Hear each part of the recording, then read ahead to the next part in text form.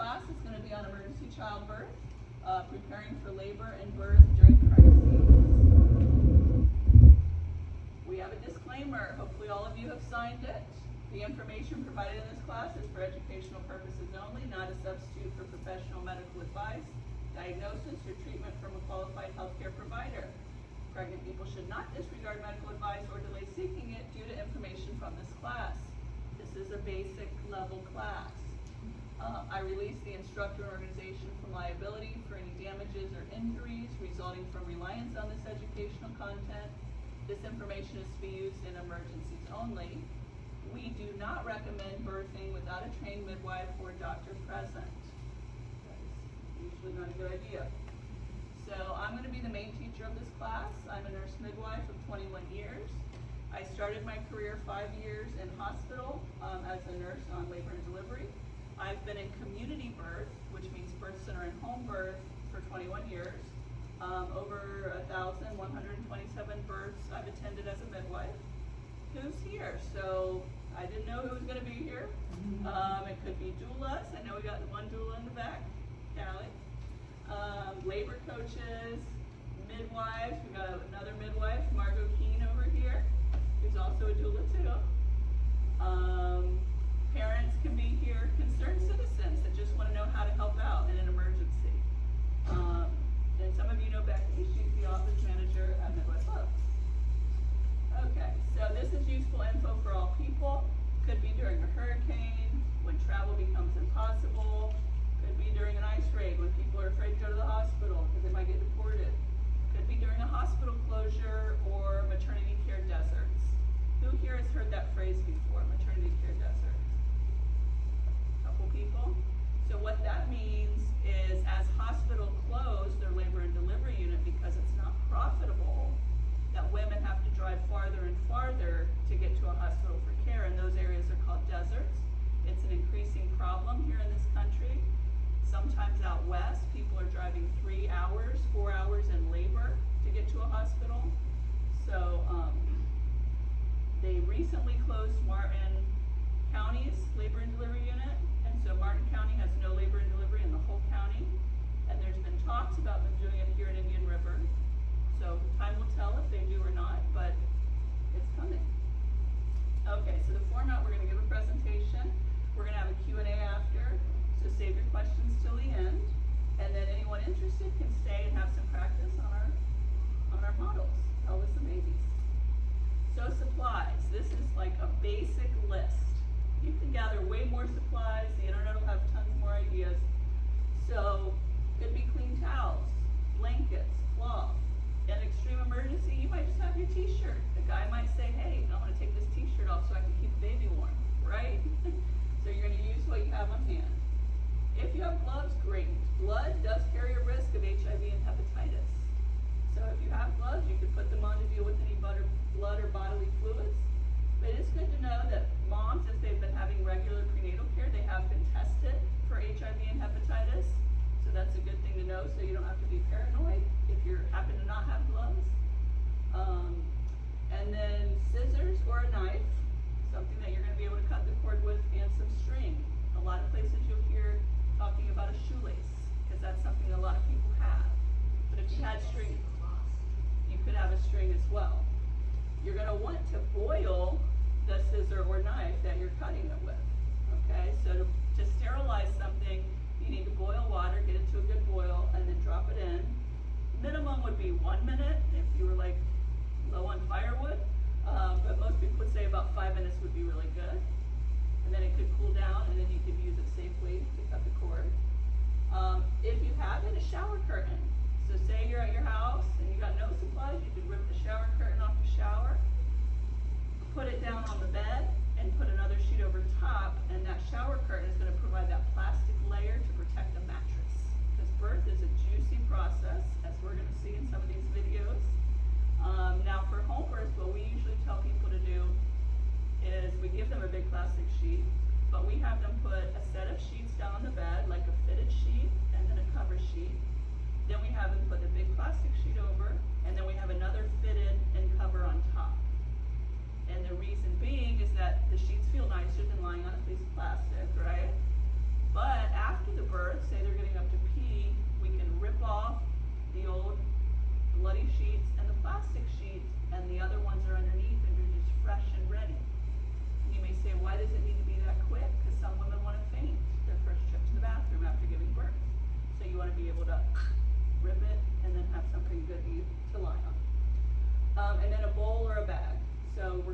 placenta, we want to put it somewhere.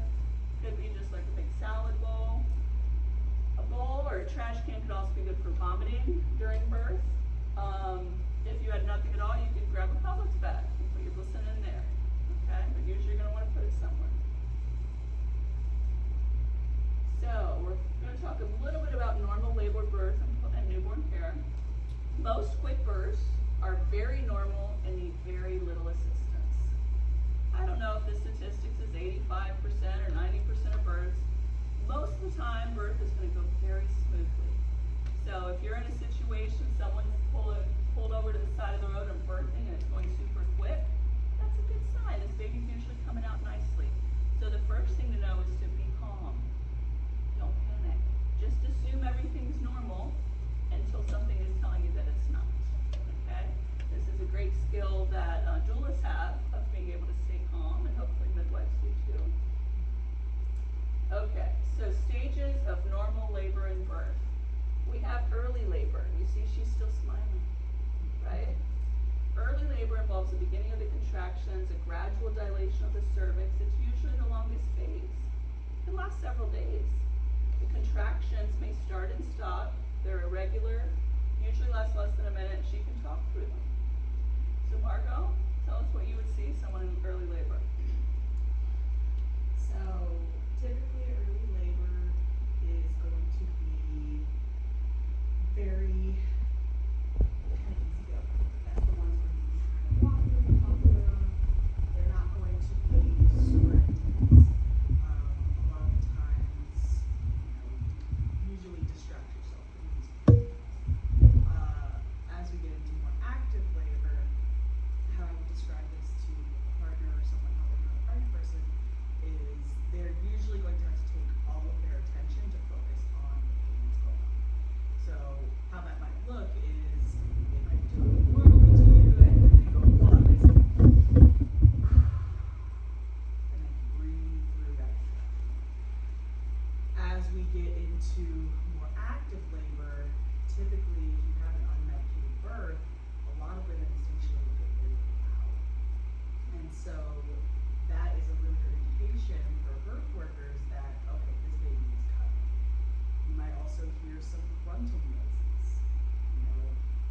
Babies coming out kind of sounds like having a bowel movement.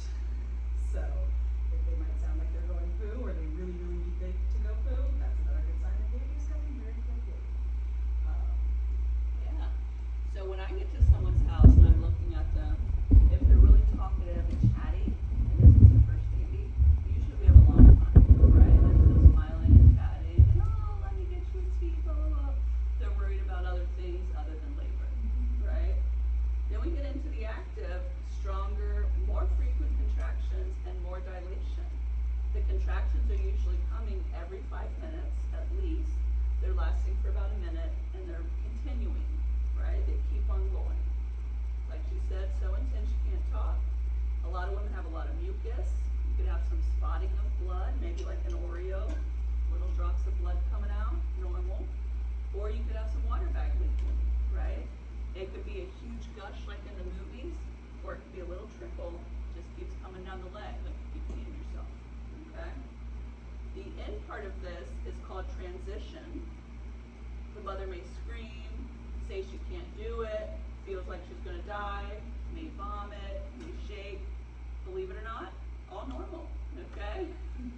So it may not be fun, but totally normal. So when I was in active labor, it felt really good to make noise. It felt like I needed to transform the energy of these contractions into noise.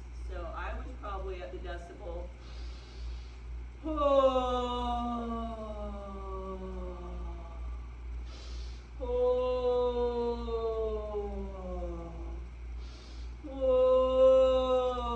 and it felt good. Callie was there, she can tell you, right? I like to make some noise, right? Then you get to the second stage, pushing the baby out. For first timers, might take somewhere between 30 minutes to 4 hours. That would be normal. Multips, meaning someone who's had a baby before, it's usually under 30 minutes. So once you've pushed out of that baby vaginally, it's easier to push out the next one. Okay, usually her body will start pushing on its own. She can get in any position. She's going to feel like the baby is coming out of her rectum because all the nerves are compressed. Going to feel like she has to take a big poo. Okay? Even me, who knew all this, with my second baby, I'm in my birth tub, moaning and groaning, and then I'm like, oh my God, I gotta poo. I rush to the toilet, sit down, convinced I have to take a poo, my water bag breaks, and I literally thought the baby was gonna come right then. She didn't. But I'm like, okay, the contraction's over, run, hop back in the birth tub.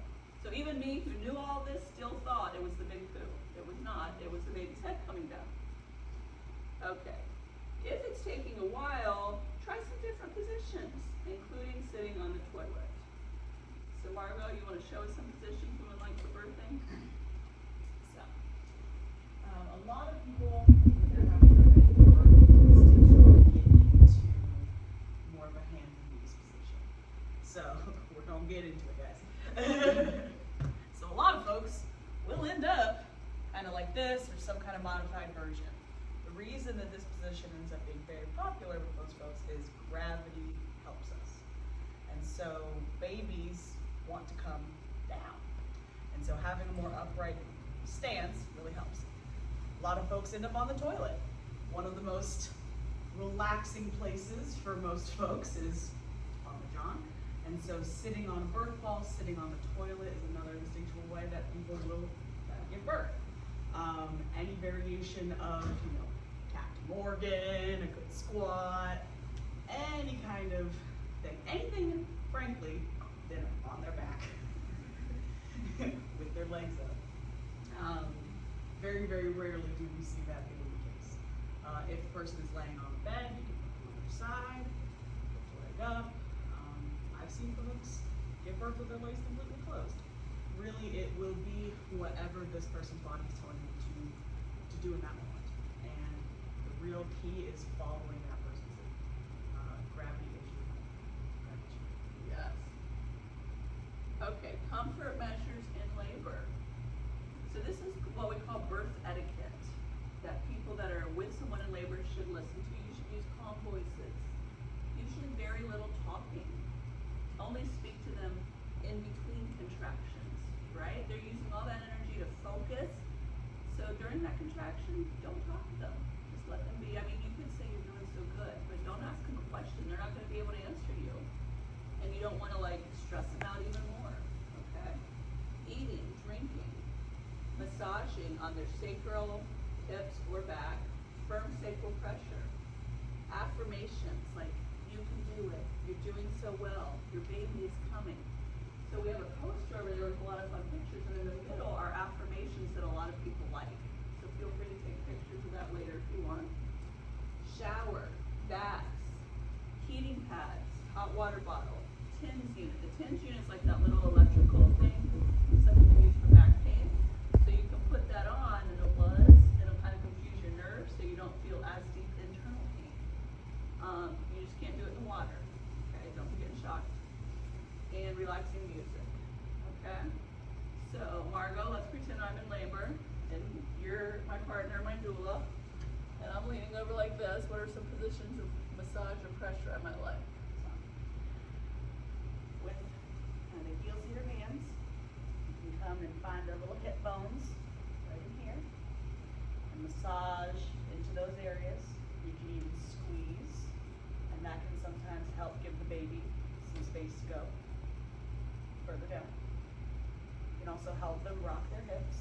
A lot of people in labor, I find, will kind of stagnate, and they will try to stay in one position and almost fight the pain. And reminding them without words, remember birth can be a quiet endeavor, just by movement. I'm kind of pushing her hips back and forth. Another thing, same thing with the heel of your palm. You put it right down here on the lower of the back, rub into here. One of the things when we show you with the pelvises that you will see is that the baby's head is moving all of these bones around. And it is not the most pleasant experience in the world. So by providing that counter pressure, a lot of people really enjoy the sensation. Another thing you can do is do the nice soft touches on the back in between. Some people can find this really overstimulating while they're going through the surge, so listen to your partner.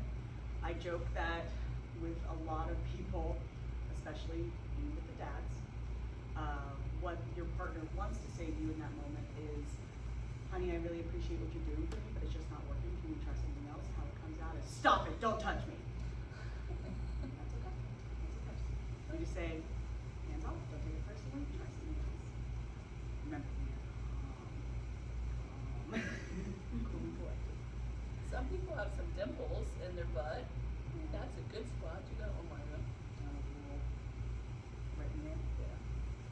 So the dimples right here on the low back, you can kind of put your fingers in there, dig with the thumbs. You can also find the dimples on the booty and kind of squeeze in there as well.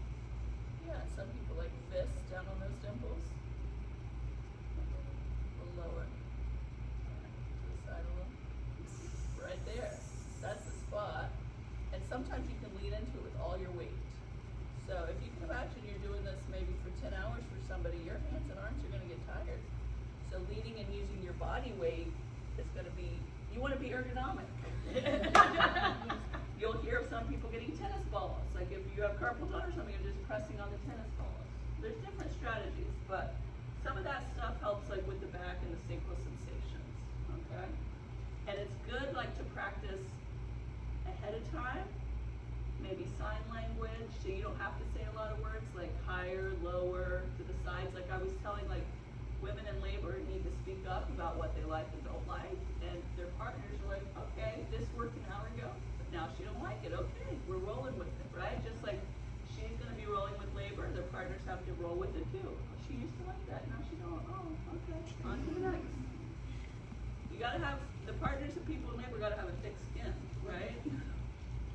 Okay, then we get to the crowning stage. Ring of fire, or AKA maximum stretch. Okay, so that baby is coming through. You can see it's coming underneath the pelvic bone. And we're, at first, we see little bits of the head. Then we see a little bit more. Many times the head will come, we'll see a little bit, and then the contraction's over, and it'll rock back under. And if it's the first baby, it's going to do that a while. So you're going to be like, where's the baby going? It's being sucked up. No, this is a normal process.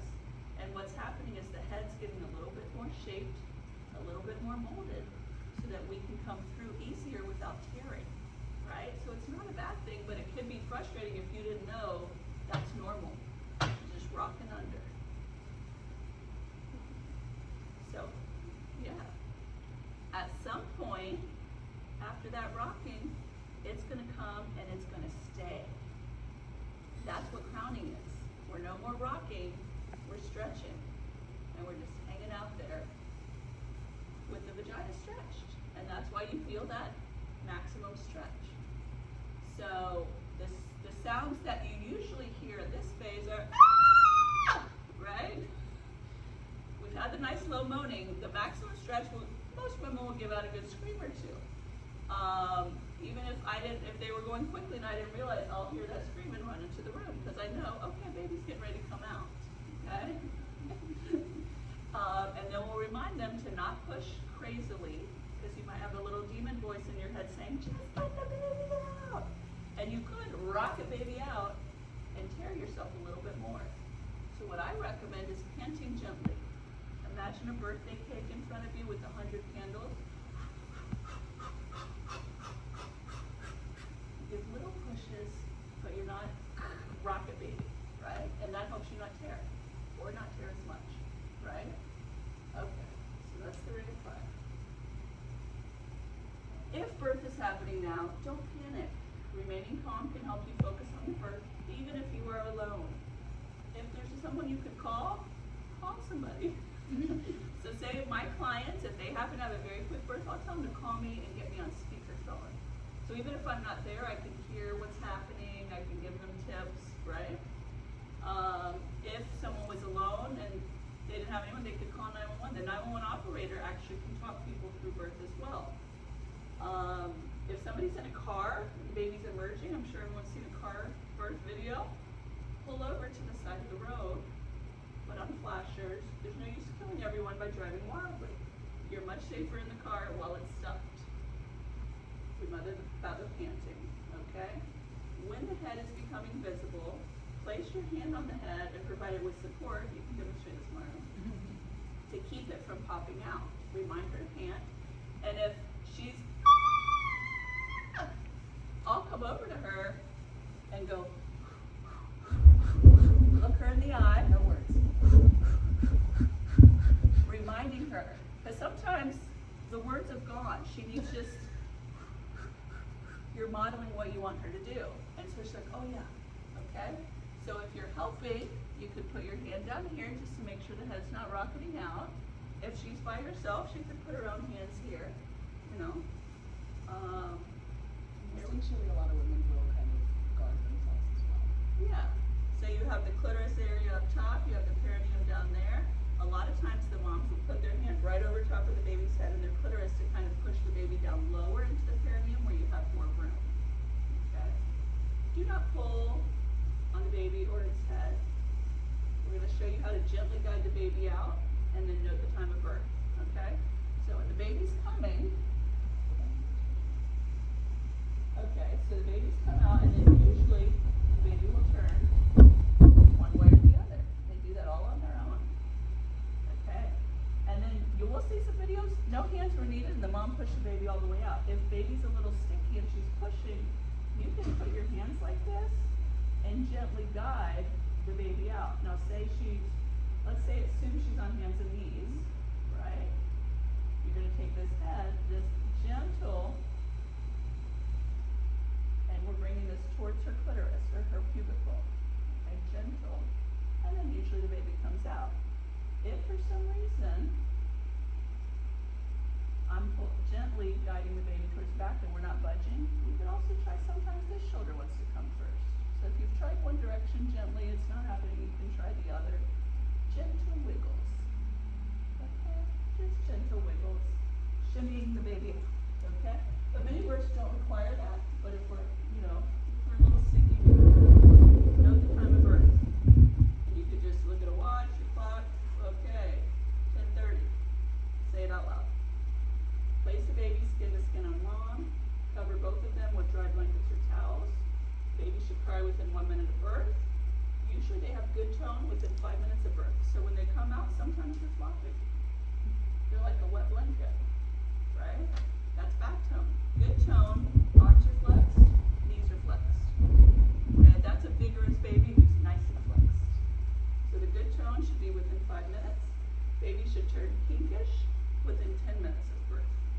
So many babies do not come out pink and aren't pink by 3 minutes, but we want them to be pink within 10 minutes. If not, that's abnormal. So we talked about skin to skin. That helps regulate their temperature. Mom is like a heater to them, helps support breastfeeding and bonding. Okay, we want to maintain warmth. Babies lose warmth easily, especially if they're wet, or if you have the AC blasting, or for some reason it's winter and cold, right? So say you had a t-shirt that you ripped off to help this baby dry off. Throw out the wet t-shirt and grab someone else's t-shirt and put a dry one on top, right? We don't want to leave the baby in wet linens. If it's cold hat, if it's a cold environment, you can put a hat on the baby, right? They probably do this a lot up north. Down here in Florida, we tend to run hot. You don't always need that hat. I know everyone always focuses on the hat because they do that all the time at the hospital. But in a normal, warm environment, the hat is not totally needed. Definitely would be using it with a preemie baby. Ensure the baby's breathing. This is vital for survival. We know that cord is going to pulsate blood to the baby and oxygen. Some pulsate for 3 minutes. Some pulsate for 10. Some might pulsate longer, but as time goes on, it's giving less and less oxygen to the baby. Okay, so it's kind of like nature's survival system to help baby breathe, to help baby get oxygen until it starts breathing on its own. Okay? So, if the baby's not breathing, we can dry or stimulate the baby by rubbing or patting the back while the baby's face down. You've seen it in all the movies. Come in, your boy, hey baby. I highly encourage moms to talk to their babies. Babies will recognize mom's voice from inside of them. And so talking to baby, giving them a nice rub, giving them a nice pat. You don't want to pull them up upside down, spank them, any of that crazy stuff they used to do back in the day. Just very gently, give them a good rub. That is usually all you need to do. Sometimes, if they're gurgling or making kind of that spit up noise, flipping them from one side to the other helps clear the other lung. So just kind of over and over like that. And sometimes if, you know, you come out with a really, really chill baby, because sometimes there are just really chill babies, they might not cry right away. And so sometimes you might have to tick them off a little bit. Pick them up, unwrap them, make them ever so slightly cold, give them a good rub, and usually that is all you need to get them to give one good cry, and that usually is enough to clear the lungs. Beautiful. We have another midwife joining us, Mary. Sarah?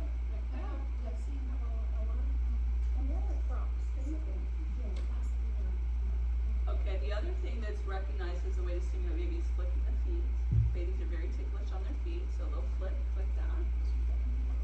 If still not breathing, mother may suck out liquids or mucus with her mouth and then spit it out. So you'll see some people doing this.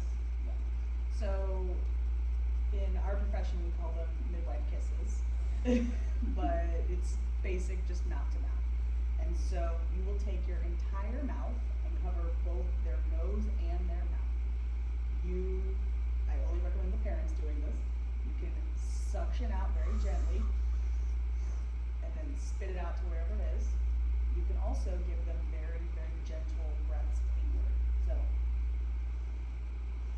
that will also help expand the lungs if they're having a hard time breathing. So the normal rate we do this at, we'll talk more about it, but breathe, 2, 3, breathe, 2, 3, breathe, 2, 3, right?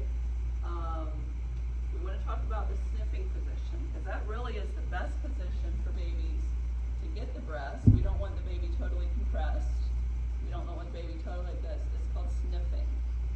And that's going to kind of open the airway so that that breath could be given. And the first couple of breaths of a baby are the hardest breaths of its life usually. The lungs are kind of got some fluid in them, and that we got to get air in them and push that fluid out into the capillary spaces of the lungs. So they're high pressure breaths.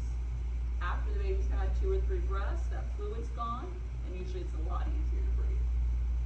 Okay, so most babies may only need 5 breaths, and then they'll start coughing, gurgling, breathing on their own.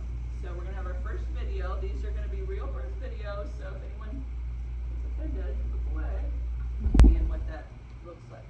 What I might have done with this baby is kind of put this baby face down and let it drain a little bit, right?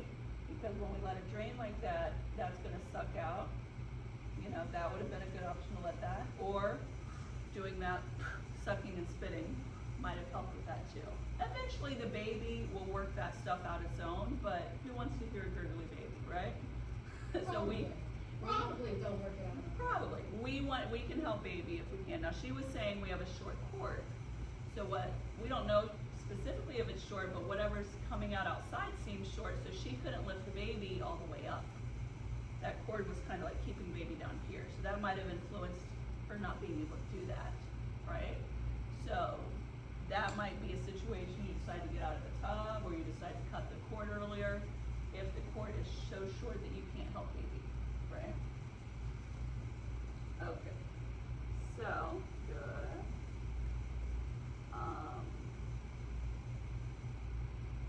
Third stage. Mother's gonna start feeling some cramps within 10 minutes usually after birth, and she can push with those cramps to help the placenta come out. Usually it comes out easily. We have our placenta here. And so when the baby comes out, the placenta is still going to be inside the mother. And so all you're going to be able to see is the cord. And depending on how short it is or long it is, you might see a little bit, might see a lot. Now, typically mom is going to start feeling crampy, and that's a good indication. You might see a tiny bit of blood coming out. That's also a good indication. And typically you will have the urge to push a little bit. And lengthening of cord. Yeah, so this is going to get a little bit longer. You don't have to do anything with this cord. You don't have to cut it right away. You can. That's the next slide. Too Yeah. But as mom, starts pushing, you'll start seeing this coming out a little bit more. You might see this is supposed to represent the membranes, the water bag that baby was in. So you might see something that looks like a little water balloon coming out as well. And then hopefully it just comes out. And you don't know. Yeah, one is. And so it normally does come out with the livery side first. Interesting.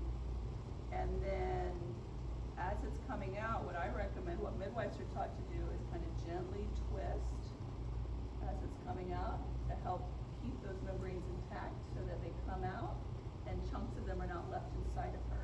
If you just grabbed a placenta and ran off with it, you might leave part of this sac, looks like nature's saran wrap, left up inside of her. Eventually, usually comes out, but could also cause an infection and more cramping and bleeding. So a gentle twist when the placenta's coming out can help bring those membranes. So we do have some pictures here. This is a kind of like a heart-shaped placenta. You can pass that around. And then usually after birth, if we get it all nice and pretty and the blood off of it, this is a nice white cord. All the blood has been perfused. Okay, so we talked about gently twisting. Place it in your bowl or bag. Baby can stay connected for a while. We at home births usually wait 1 or 2 hours to cut the cord. Do not rub hard on that uterus until the placenta is out. You could cause it to cramp too much and cause the placenta to be stuck inside. That's called retained placenta. That's not a good thing. Do not pull really hard on the cord. It could break off, right? Also not a good thing. Breastfeeding will often stimulate contractions to help get the placenta birth. Most placentas come within 30 minutes, occasionally an hour, and gravity can help. So if 30 minutes have gone by and you're not seeing placenta, get that mom into a squat. Or definitely get her at least sitting up, and sometimes just that squat will help the placenta go bloop, or on the toilet. Sometimes on the toilet, the body is just trained to release all those things on the toilet. And just flop in the toilet. Do it that way. If bleeding is heavy, we need to get the placenta out so the uterus can clamp down. So rarely what happens is half of the placenta detaches, and those arteries are pouring blood, and half of the placenta is still in. And so the uterus might be trying to clamp down, but it can't because it's got this huge placenta in it. So if someone is hemorrhaging, we have to get the placenta out. You might have had a goal, I'm gonna wait on my placenta patiently for 40 minutes. If we're pouring out blood, we need to get in that squat, we need to get that placenta out. That's an emergency, okay? So here's an estimation of some blood loss, okay? If we see 500, which is like that full kidney basin, that's the normal amount of blood that women lose from a vaginal birth. After that, some women have signs or symptoms. Some women lose more than that. The woman here on this bed, this dummy here, has lost 1,000. A lot of women are really starting to have some symptoms of hemorrhage at 1,000. So they're giving you kind of like an estimate, and this is like a skill you develop with time about how much bleeding. So some people have a Chuck's pad. There's 50 down on the bottom, 200 in the middle. So if you're filling up 3 of these Chuck's pads with that kind of blood, you've had a hemorrhage. It's time to really start thinking about what we're doing here. Okay? So if bleeding is heavy, you want to check, after that placenta's out, check the uterus position and firmness. It's always a good idea. The uterus should now be around the belly button and very firm. If it's not, you should massage it until it is firm. So sometimes we'll go, oh, it's right by the belly button, it's nice and firm, don't need to do anything. It's literally just a touch, like an assessment. Sometimes we go to touch because there's heavy bleeding, and that uterus is soft and fluffy. It's got poor tone, that's why the arteries are spilling blood, so we need to rub it until it firms up. So if it firmed up, okay, good, we're good, and usually the bleeding should slow down. If the blood is pouring out like a river, literally you will see it, you must compress that uterus. If the bleeding continues like this, it could kill the woman in under 10 minutes. Okay? So let's talk about how to compress a uterus. Lay down here, Margo. Margo didn't know what she was getting herself into. But I see she wore her menstrual pad, earrings, so. Or postpartum pad. So ideally, baby's gonna be on mom's chest, having some pillows, and the belly's gonna be out. So I'm filling her belly button, okay. Here's her uterus. She's pouring blood like a river, like a fountain. It's literally coming out. There's different ways you could do this. Some people would try to kind of like grab the uterus like this. This is like an old-fashioned way, kind of like hanging on. Some people would take this and go straight down. And it's a lot of pressure, but guess what? I'm compressing the uterus so that it can't bleed anymore. And if we're waiting on an ambulance, because I don't have any medications at home to help her, this is gonna save her life, right? However, you need to compress that uterus, you can hang out here, and the ambulance comes and can take her away till she can get medications to help her, right? Another strategy is they say right above the uterus, push all the way down to her spine to compress the aorta. So if this measure isn't working, we can literally cut off her aorta. We'll also cut off some blood flow to the legs, might get a little tingly. But try the uterus first, grabbing it with firm pressure to keep it contracted. I'm sorry, am I hurting you? Okay. But as you see, it is not the most comfortable thing that you can do as a mom. But this again is a life-saving measure. This is something that you will be doing as ambulances are coming with the medications ideally on board. A severe hemorrhage like this is definitely less than 5% of births. So if you had advance warning, like say you knew a hurricane was coming and you might be birthing without anyone there, and maybe this is your third baby and you've had a history of hemorrhage, somebody might have prescribed you Cytotec, 2 little pills, which are easy to take in this kind of situation. You could take them under the tongue, you could take them in your cheek, you could take them in the butt, right? And they help the uterus cramp down. So one of my calls that I got on my telehealth business was a free birther who was like 45 minutes away from the hospital with a history of hemorrhage. And I said, I wouldn't recommend that because you could bleed to death, but I think you should have some of these on hand. If you don't need them, great. But if you needed them, these are life-saving. All over the world, these little pills save women's lives, okay? They don't need to be refrigerated, they're shelf-stable. So TBA, that's like a traditional birth attendant. Their remedies might be chewing on the cord, membranes, or a chunk of placenta in their mouth. I do not have research to say how effective this is, or if this works. I don't know, Mary, have you ever tried it? Nope. No. But if we're bleeding out and we ain't got nothing else, hey, I would definitely try it, If the placenta's out, you can simply cut a chunk, put it in your mouth. If it's not out, but you got some cord and it's long enough, right? Take some of this. Theoretically, the placenta might still have some hormones that might help.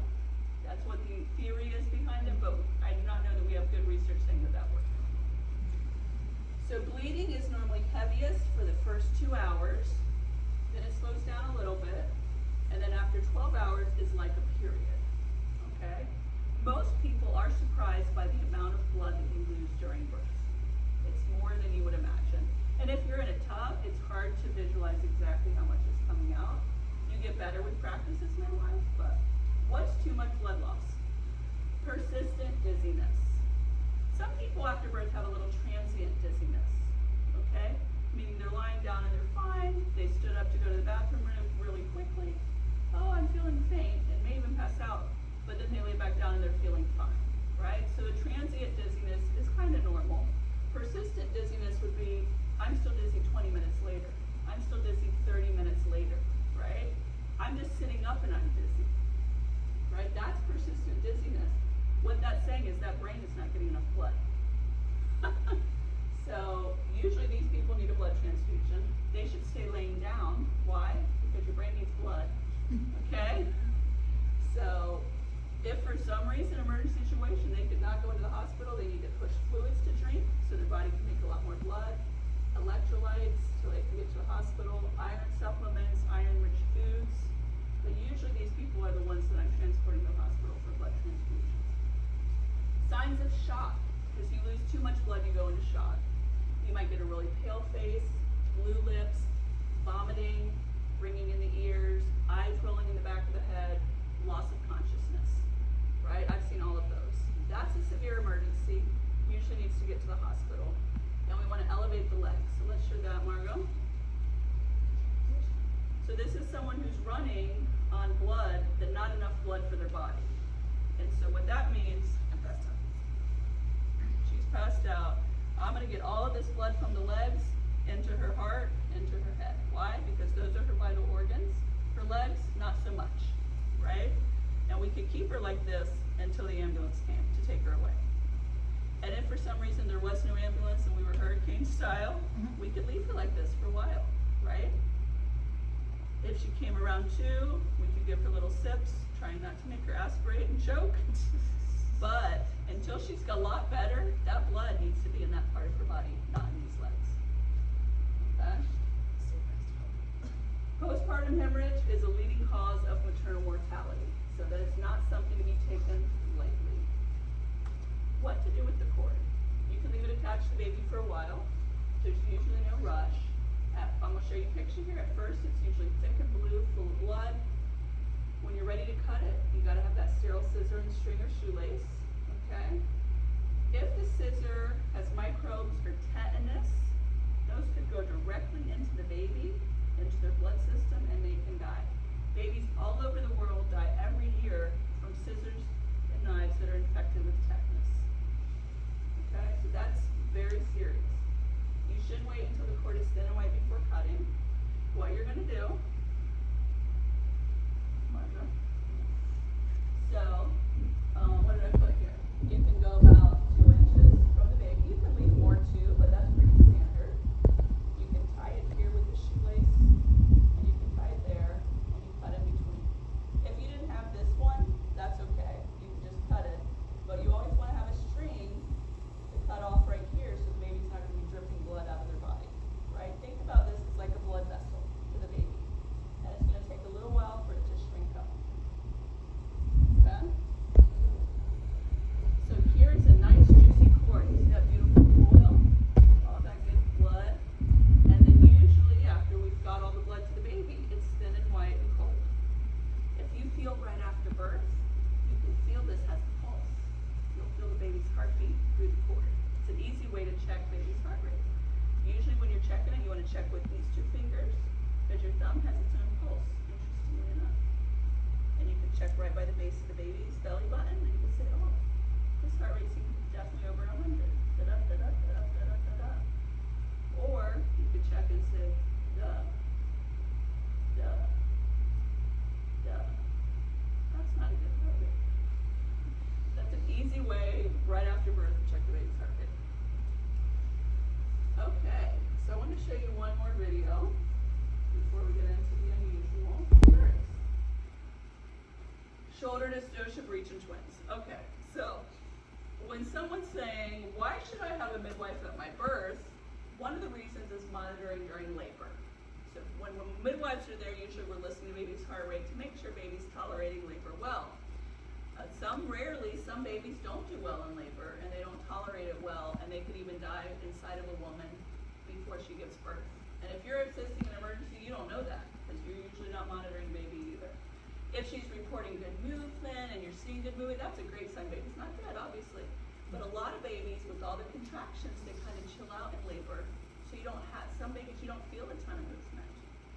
So those kind of births could happen anytime, but they're more common if the baby is post-dates, like if they're past 41 weeks, a week overdue. They're more common in a labor that's been going on forever. Maybe that baby's been getting stressed out for 3-4 days. Yeah, there was one more I was trying to think of.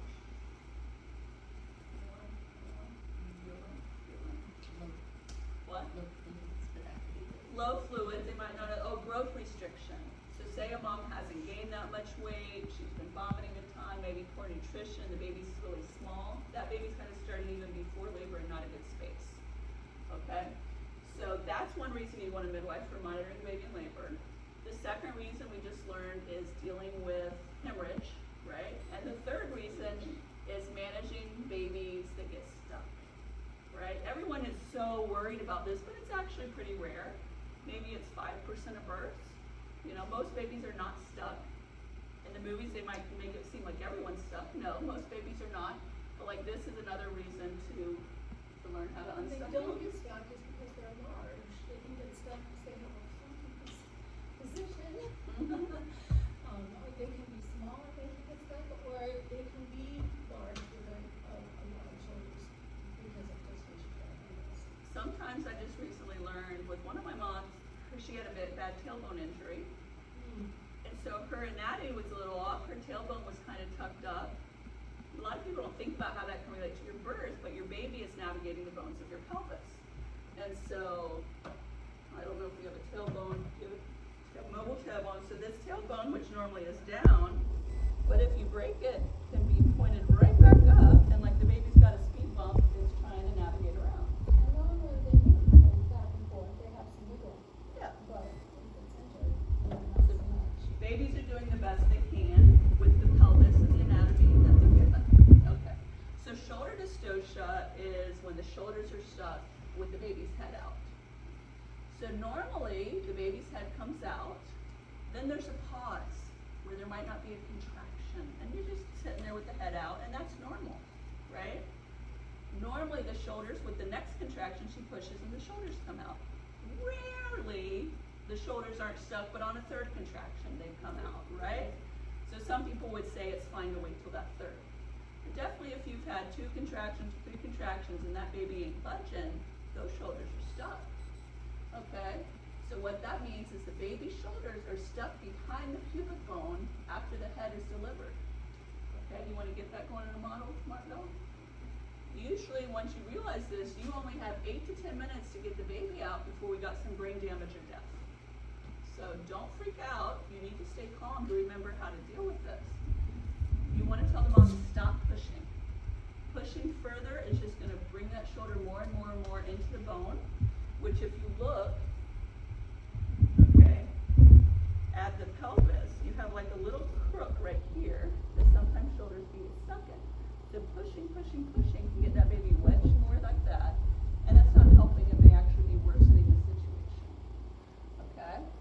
So first off, say, hey mom, it seems like your shoulders are stuck. I want you to stop pushing and just blow or pant so that we can figure out how to get this baby out. Okay? If they were in the tub, we want to get her out and get her somewhere we have more access to help her. So we're going to try McRoberts maneuver, Margot. So usually we call, McRoberts from the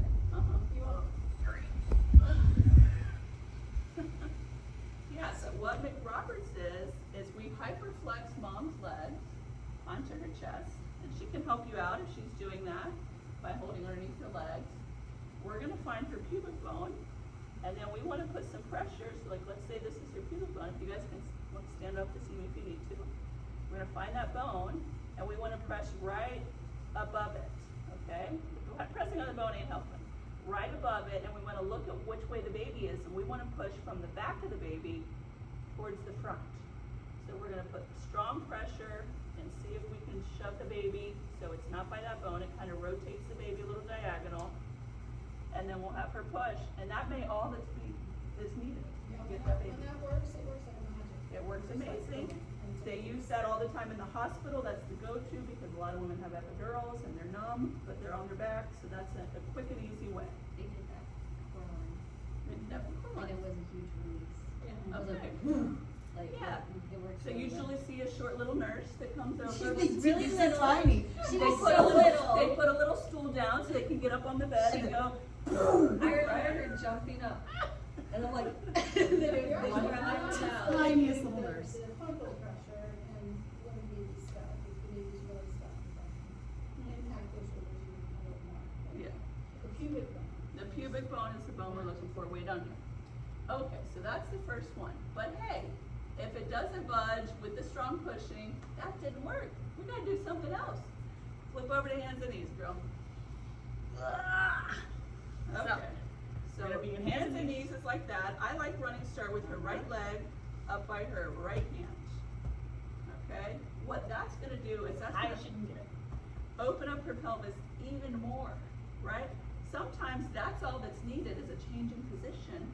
And then I say, okay, try one push, and she tries, not budging. Okay? So that by itself is not budging, so guess what? We gotta get in and rotate the baby. Isn't that baby? So, this is what we're looking like. Okay? This is what her pelvis is like. Her sacrum is up here. And let's say, I'll put the baby like this.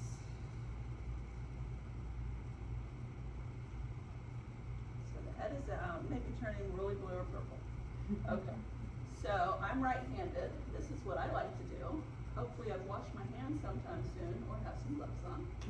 I'm gonna get my hand all the way inside of her pelvis, okay? Which is tricky. Which is tricky. Because that head is usually plumb against there. Yeah, so it's a tight little squeeze. I'm gonna explain. I'm gonna help your baby come. So don't push, and you're gonna feel a lot of pressure right now. It's always nice to explain, okay? So we're putting our hand in along the baby's back. I'm gonna usually feel those shoulders that are stuck behind the bones. They're lined up anterior, posterior. And what I wanna do is push on that back until we get into the diagonal. The diagonal of the pelvis has a lot more room. So many times we'll get into the diagonal and I'll say, okay, try a push. I haven't removed my hand. My hand's still in there. She might try a push, baby slides on out. Okay? If we're not budging and we're in the diagonal, sometimes that's a 10 or 11 pound baby, I'm gonna get the posterior arm. So if I can go, I'll show you this in a second, go down the arm and bring the arm out, we're not gonna have a shoulder association more. We get one arm out, we're gonna come out. Okay? So then I've got the one arm out, now you can push and wiggle on it. Okay? So, the proper method for getting the posterior arm is to go down like this.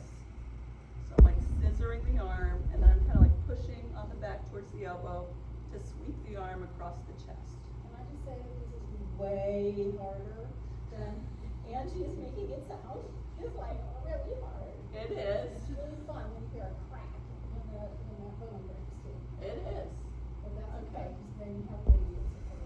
I put it here, you can either break the clavicle or the arm if needed. Those bones will heal quickly. Baby bones are very soft, they don't require cast, they can sling them.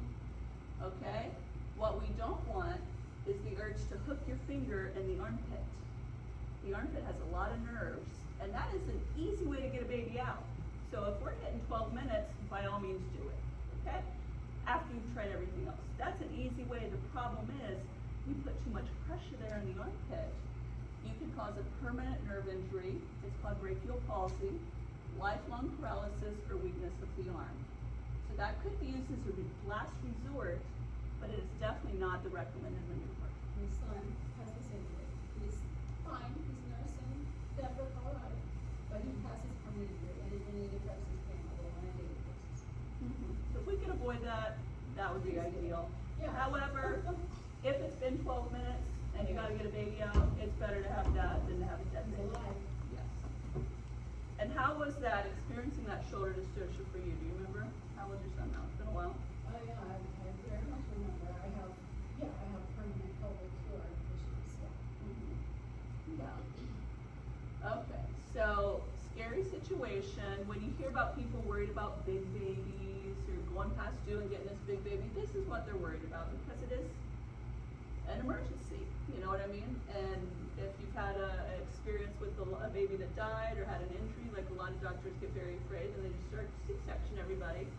However, you know what the statistics is, but you gotta do like 3,000 C-sections on babies, big babies, to prevent one of these. So like that's a cost-benefit ratio that I don't think adds up. Also permanent damage to the mother. Yeah, so. Okay, so let's talk about breech, which means butt or feet first. First of all, it has the potential to be very uneventful, right? Just like regular birth, it can be very uneventful. 3% of all babies around the due date are breech. More if somebody has like a bicornate uterus or like a heart-shaped uterus. And more for twins. It's a slightly harder birth for the baby.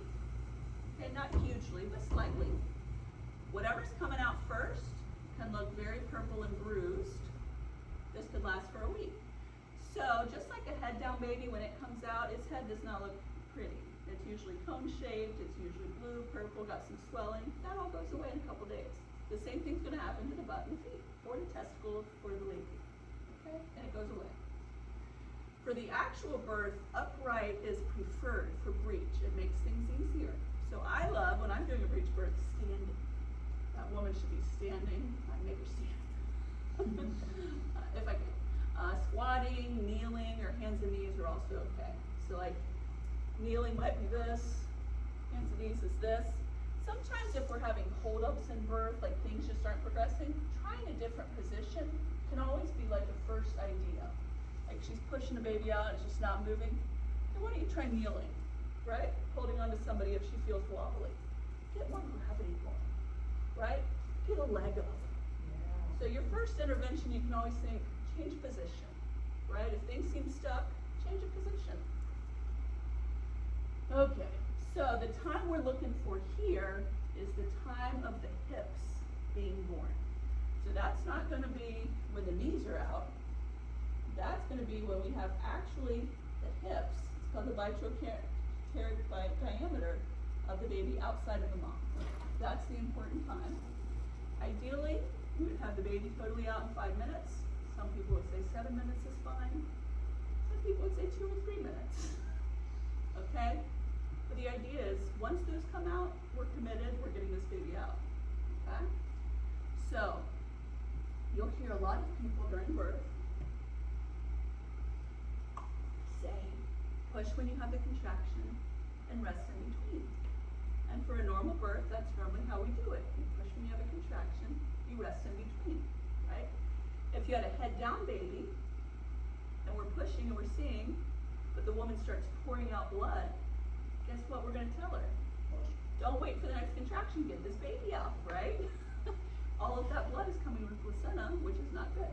So in a breech baby, interestingly enough, we're not gonna wait for contractions. Once those hips come out, we're gonna keep pushing. Now the mom's gonna need to take a breath, obviously, she's gonna push. But she's not gonna wait 3 minutes for another contraction. Push again, push again, push again. We're gonna get this baby out, okay? Interestingly enough with breech, sometimes the contractions don't come back because the baby is so low by the time it's out, that uterus is still up here and like flopping around. So the experts say do not wait for contractions. You may see people on videos doing that, but they're not following the expert advice. I try to change my practice when I hear experts saying things to try to evolve. So you might see other videos that say differently. I'm telling you what I paid a lot of money to learn. And you choose to do what you want with it, but yeah. Okay, so each push should bring more of the baby. So at first we're seeing more of the legs. Then we're seeing more of the chest after the legs come out. Then we'll see one arm. Then we'll see another arm. Then we'll see a head. We're gonna see some videos. Look at the tone of the baby as it emerges. One of the benefits of breech birth is that you can see the baby. You can see what conditions it's in. When the baby comes out head first, we don't have that. But when the baby comes out butt first, we know. So a good, vigorous baby will be flexing the legs. You'll see some movement, right? You'll see a tummy crunch, which is literally like where they bring their legs up. Imagine like you're at the gym with that bar. They'll like bring their legs up. And what they're doing is they're trying to figure their way out. They're participating in their birth, right? Do we have a nice, full, blue, coiled cord? That's a great cord that's still perfusing nicely. Or do we have a limp baby? And it's pale. It ain't moving. And there's no twisted cord. It's like almost white. That baby has not been doing well for a while, right? So you're gonna be able to see when this baby comes out, what kind of condition are we in, which would encourage us to get baby out sooner or patiently wait, right? Breech babies often need some more help breathing after birth. So we're gonna see 2 different videos here. Oh, yeah, that's the one I want to show you. So, like I said, breech could be totally normal, or we could be stuck. There are parts that can get stuck in a breech, so let's talk about what to do in that situation. if you can see the butt, but it's not coming out quickly, or mom's exhausted, you can do this thing called fundal pressure. So Margot. Okay, so let's just have a baby here. Hold it up. So Margot's in labor, and I want to do some fundal pressure. So I'm going to come behind her and give her a big hug.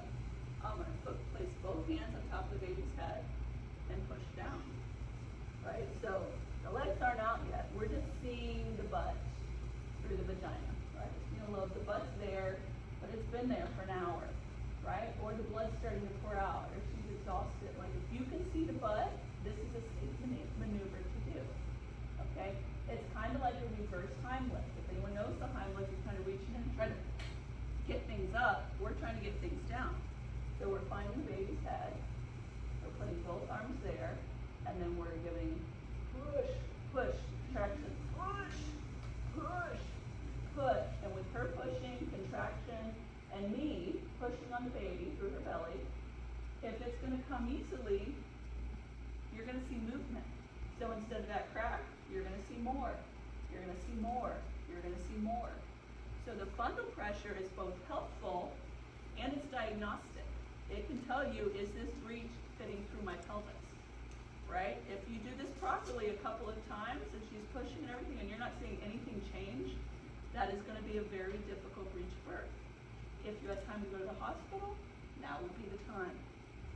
Okay? Because you have done it, you have given pressure, we've tried maybe 3 contractions and we're not budging, the amount is still the same we see, that's going to be hard. Now, it's a hurricane, you can't go anywhere, you're still going to have to deal with it. But if you have time, that would be the time to go to the hospital. Okay. So, like I said, your baby's really stuck and might probably when they get to the hospital go for a C-section. That'd probably be the safer option. A lot of people in the hospital are not trained on how to do vaginal breech births. And they might say, oh, go ahead and keep pushing or whatever. They might even whip out a pair of forceps, but they may not only practice this once every 10 years. So their skills may not be the best, okay? So there's a frank breech, and then let's talk about if baby's coming out. And like we said, every contraction, every push, you're going to see a little bit more. So make your hands kind of like the vagina. So we're seeing that the baby's like this, and she's pushing, pushing, pushing. It's been 3 contractions, or maybe less, and this baby ain't budging, right? The way that you want, can you go up to your thumbs? Get these fingers out of the way. Okay. The way that you can help these legs come out is you can kind of push to kind of like flex the knee, and you can get that leg out, and you can get that leg out. That's the easiest thing to do. Most babies do not need that, okay? But that's the easiest thing to do. Sometimes you have a baby come out with one leg out, and that one's just staying up there forever. It's super easy to kind of flex that and get that foot out. Then the rest of the baby may flop on out, but some feet are hung up. You don't need to do this if everything's proceeding normally, but if it's taking a minute, you can do that, okay? So that's the first thing that could get stuck is the feet. So the next thing that could get stuck are the arms, and this could be one or both arms. Like I said, mom's pushing, pushing, pushing, and we're not having any arms come out. So this one is a little bit harder, and basically you're going to scissor the armpits, shove the baby back inside the mom, disimpact like a stuck drawer. So if you've ever had a drawer in your kitchen that's stuck and you can't get it out, sometimes if you shove it back in a little bit and put your hand in and kind of feel things, you can get it to come out, right? That's what we're going to do with this baby. That's how you want to imagine it. We're disimpacting, we're shoving baby back inside the pelvis so that we can rotate a little bit. Okay? So, let's move it. I'm going to show you a video of this too. Let's say the legs are out and the arms are up. And usually when the arms are up and stuck, they're stuck up like this. Okay? So, I'm going to put my fingers like scissors, right? This is the person helping the mom. I'm going to shove the baby back inside, take some pressure. We want to see the baby, oh, I can feel a little release. We've gotten higher. And then I'm going to rotate 90 degrees. Now, if I was actually coming into this and I saw the way the baby was turned like this, I want to turn in the direction of the nose, so I would actually have done this right, kind of like this. Okay, so what I'm going to do, I'm going to try to turn this baby 90 degrees. I've shoved it up, I can feel some wiggle room. I'm turning 90 degrees. And usually, that's freed up an arm. And that one either comes out easily or I can grab it easily and get it out. Okay? And then sometimes I can grab that and get this one, but sometimes I can't. Guess what? I'm going to rotate the baby another 90 degrees. So I'm going to shove the baby up a little bit so I feel a little freedom. Turn the baby back around, and guess what? That one's ready to come too. So like I said, this is a tool. It's easy to do on a doll and a baby, but it's a little more different inside of a mom, but that's what we're doing. We're disimpact and rotate. Disimpact and rotate. Okay? Then we could also have a head stuff. So that would look, yeah.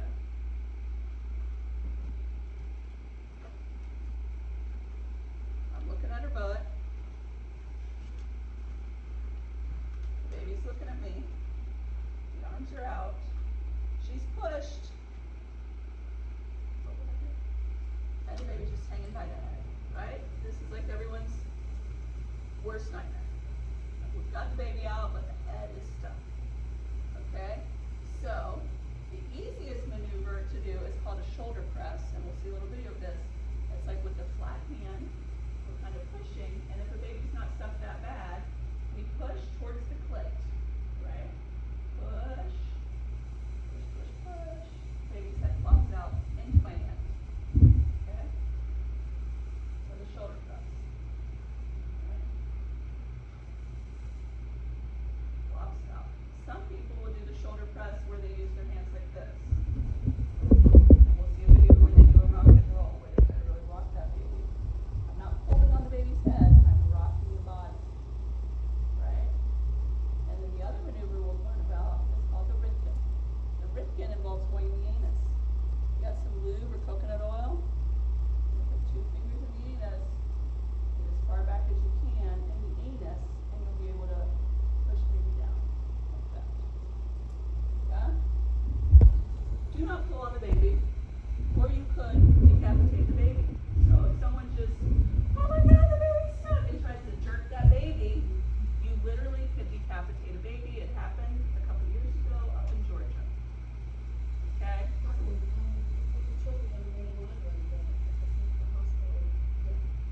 The problem, the one you can read about in the Google if you want, this doctor and the whole hospital staff.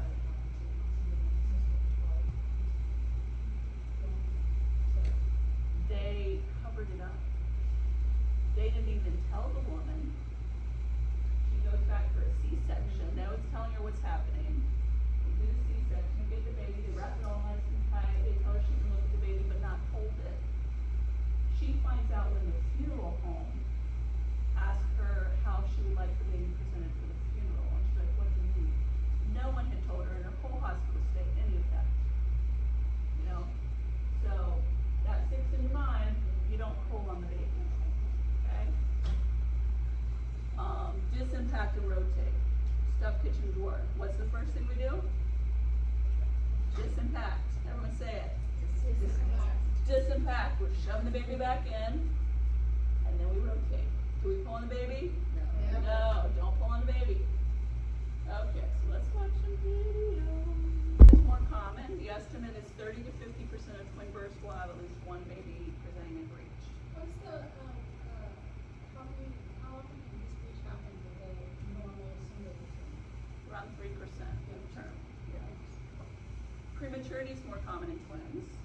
Hemorrhage is more frequent with twins because their belly is very distended. Upright births are great. In your mind, just think we're just going to have one baby and then we're going to have another one. Okay? After the first baby pops out, get the first one to nurse if possible. You could tie a string around the ankle to ID it if they're identical, and you want that's important to you. Mom should push with each contraction after baby A comes out. So after baby A comes out, her cervix is fully dilated. She's open. Baby B has all the room in the world, so may just hang out up top. And if we let a long time pass, that cervix will close up and she'll have a whole second labor. Most women don't want that. They would like to be able to just push the second baby out while they're still open.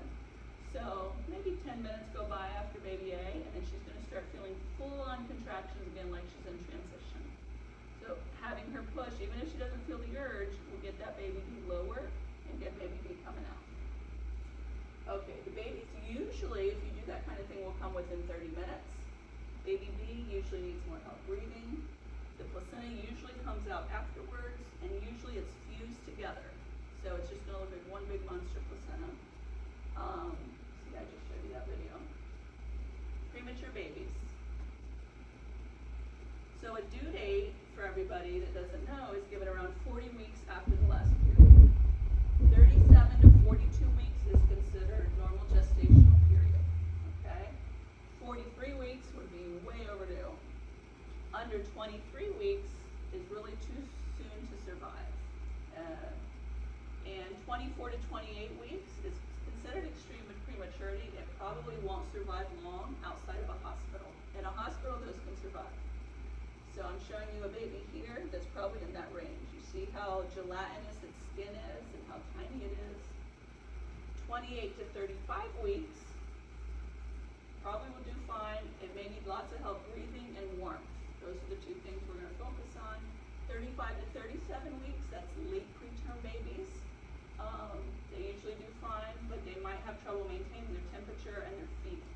They'll have low energy and a weak suck. Okay? So, supporting survival. We want to help establish breathing. If we're under 32 weeks, we can blot gently. Don't do it too vigorously, or you can peel off the whole skin. Okay? We want to be very delicate with them. If we are under 32 weeks or even beyond, we can put baby in a plastic bag to help maintain the warmth. After we've patted off the whatever wetness was there, and they'll do this in the hospital too. I'll show you a picture. If you have one of these, you can put baby in with the head hanging out. So that whole body is going to stay nice and warm. Okay, if for some reason you're during a hurricane, you don't have one of these, next best option, right? I know it looks weird, but that's going to keep baby warm and protect the skin from infection. So you would place that baby bag on the chest of the mom because she's going to be warm, so she doesn't have any shirt on, and then the baby, and then you could put heating pad or a hot water bottle on top, maybe some blankets over top of that. You would want to turn off the fans, turn down the AC in the house. The mom could express some milk onto a spoon, hand expression. You're pushing back on the breast, pulling hard, pushing back, pulling hard, and you'll see drops start to form after a little bit of this on a spoon. Will drip into the baby's mouth. We're really premature, we're not going to have that energy to suck. That first milk is called colostrum. It comes out in thick, fatty drops. It's like an espresso. You don't need a lot of it because it's so concentrated. So here's an example in the hospital of what a premature baby looks like in that plastic. And they're also helping the baby breathe with some machines there. Knowing when we got to transfer level of care. If a baby's having persistent breathing problems, or grunting, that would suggest that this baby needs to go to the hospital. So grunting in the first hour could be normal, and if it's still going on 3 hours later, that's when I would probably decide to transfer that baby. So babies make little sounds, and the sounds can be irregular. So they might cry, they may go,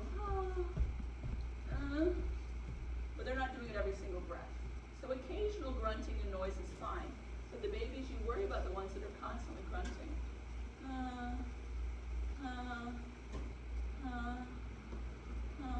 Every breath they're making a noise. That ain't normal, right? And some parents at first would be like, oh, that's cute, the baby's singing. No, the baby is struggling to breathe.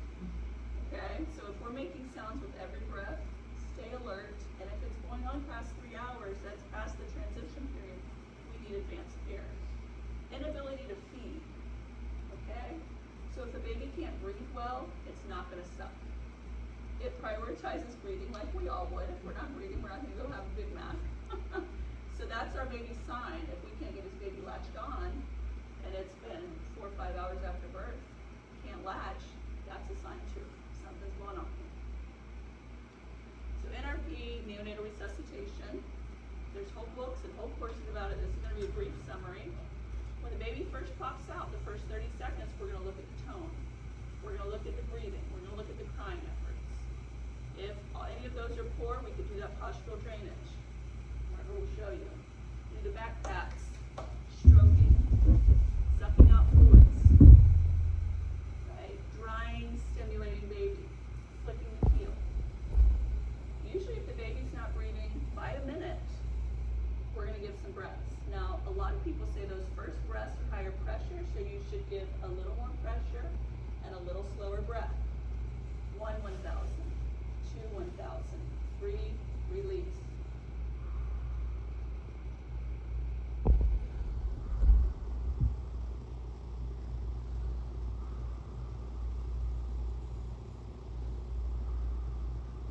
Do it with me.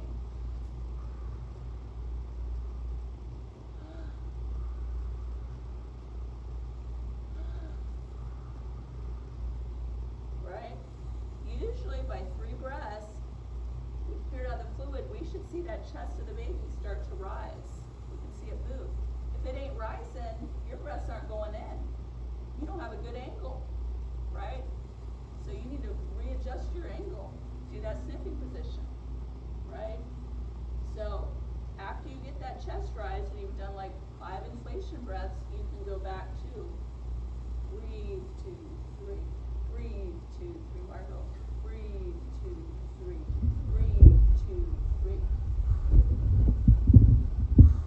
Do it with me.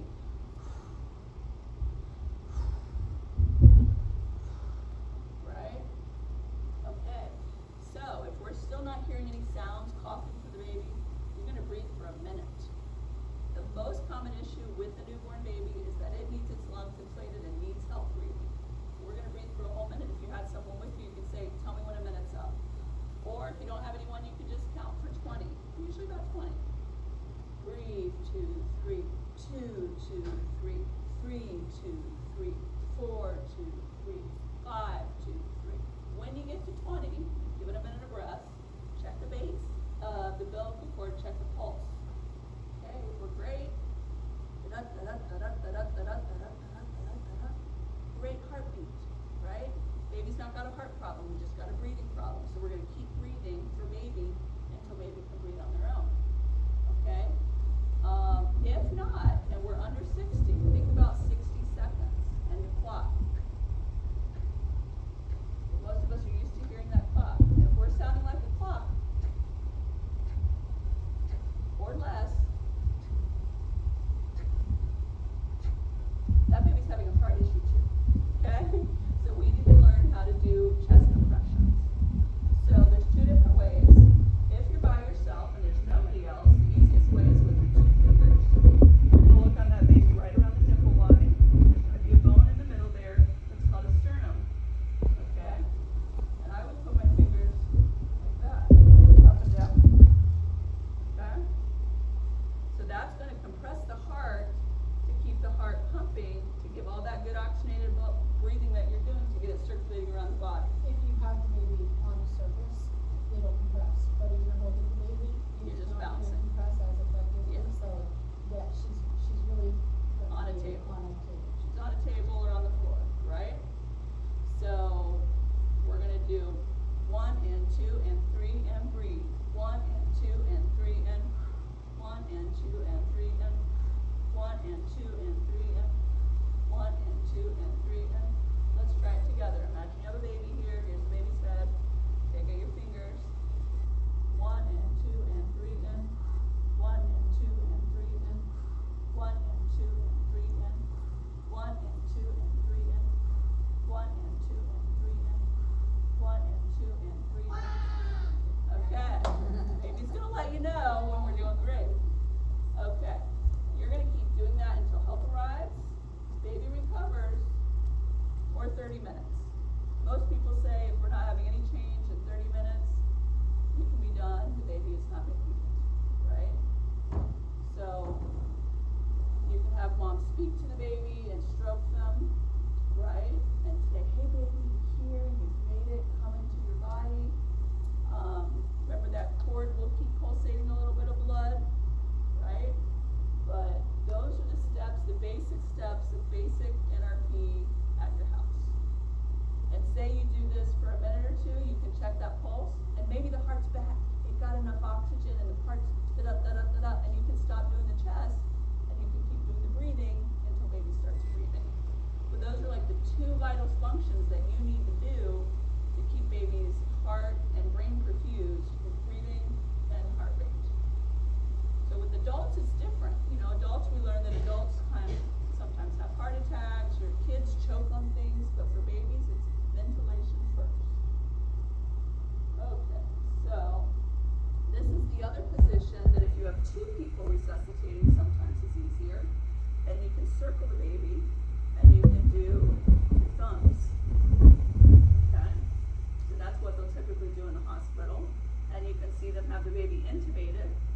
So when you have a hospital intubation, they're getting that tube down into the lungs, so it's making it easier to give the breaths. This is another baby. You can see the tone of this baby, pretty bad, right? That's not a baby doing good. This is the process of intubating a baby. So a baby who's not breathing for long enough, they'll stick a tube down so they can breathe for the baby in the hospital. At home, we use a laryngeal mask sometimes. And that's a mask that'll go like in the back of their throat.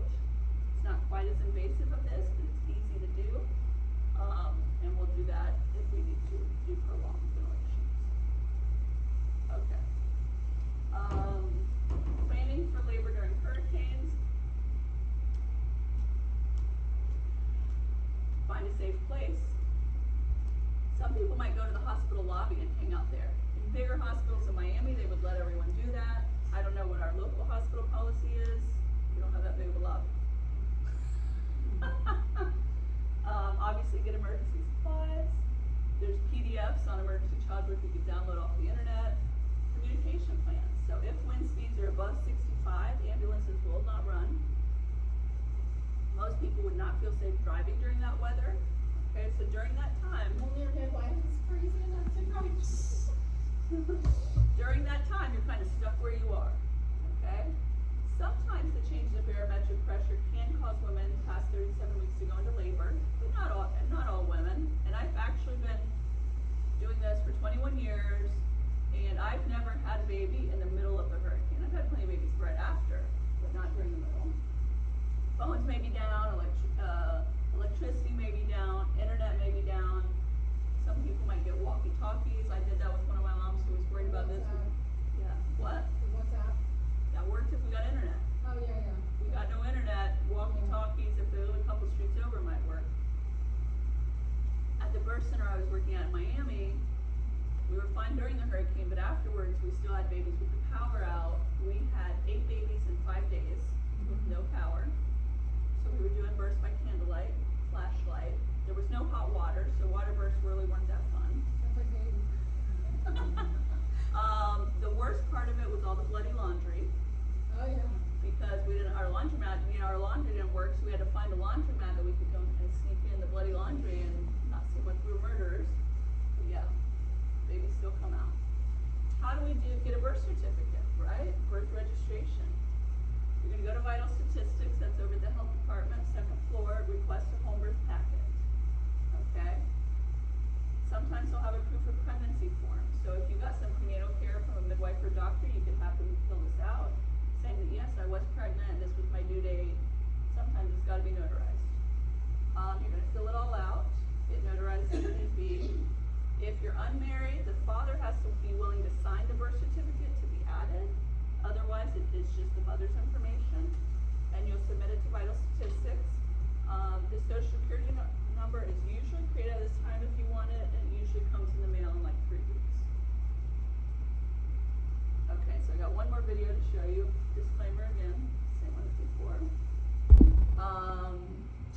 And with the getting the baby out, it does look like she went in there and just took the posterior shoulder and got the baby out like that, which I think this baby probably is fine, or else that video might not be on Facebook.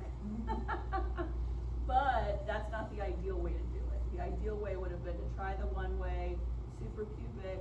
They said they don't want to do suprapubic because she had a C-section before, but I've never seen that in the literature that you can't do suprapubic. Bundle baby, but not super cute. Yeah. Yeah. And then didn't work, get her over to the hands and knees, do the running start, and get your hand in the back to rotate the baby. Would have been safer, but they did the other way, and you can still see they got the baby out. And then they had a couple different people there, so they were all trying to work together. You could see the energy of the room changing and everyone getting nervous and kind of frantic, which happens during these moments. But you gotta stay calm. The most important thing is breathing for this baby and getting a good position on that head. So when I do resuscitation, I like one person to like hold the head position while I'm doing the breaths. This baby didn't need cardiac compressions. The heart rate was always good, and the cord was still perfused. And so it wasn't really too bad. I mean, when the head was out and the body was inside, you could see the head got really dark, but happens really. But then when the baby came out, it was not, we were, or Dr. did like that, but. Yeah, so very good. We are welcome to practice with models after this. We have some resources. So there's a 5-page, I have the 2-page from ACNM over there if anyone didn't get it. But there's also a 5-page called Birth in Place, which has more info that you can download for free on the internet, made by ACNM. Things we talked about, there's also a BEST training, birth emergency skills training, Breathe Without Borders. And so what are there any questions that y'all have? When you were talking about the hemorrhage and you were doing the pressure with the fist, that was on the belly button, right? Is that what you were saying, or above? So the pressure down to compress the aorta is above the uterus, Okay. straight down. So like say the uterus is 2 fingers above the belly button, you can feel the uterus, you can go right above it, And then for straight down to the spine. the first one you did though too, before that, was it located on the belly button That was area? on and the you had to, like, uterus. pinch? That was lower, that was like down in between the pubic bone and the belly button. Okay. Yeah, and you could do it like that, you could kind of grab the uterus. You find that grapefruit feeling, hopefully, when the grapefruit, if there's no hardness in there, then you're just gonna blindly press down. And hopefully you'll start to feel something that feels like a softball or a grapefruit or some Small cantaloupe, Yeah. And you're just trying to, make it stay hard and make Yeah. it stay together. When it gets floppy and enlarged, then the blood is flowing. You can keep it contracted, the blood vessels are contracted. And another, sometimes if you have to pee really bad and your bladder is really full, this might happen further after the delivery and it's starting to bleed a whole lot. If you can pee, that bleeding will oftentimes slow way down. Always massage, that's the great, but the peeing can really be helpful too. And if someone's too dizzy to pee, they can pee right where they Right are. there. They could pee on the chucks, they could pee on a towel, like, oh, they're like almost passing out, walking them to the bathroom ain't the safest. Say, I really need you to pee where you Yeah. are and empty that bladder, cause I feel your uterus way high. And sometimes over to the right. The bladder's full too. you were talking about, I believe when like the head's not coming out and you're putting like the opposite of the highlight, remember? You're saying do that with a contraction. Sometimes you said the contractions stop on breech first. Yeah, so if they're not happening, you can just do it with the woman pushing and then together. Do it. You don't have to wait.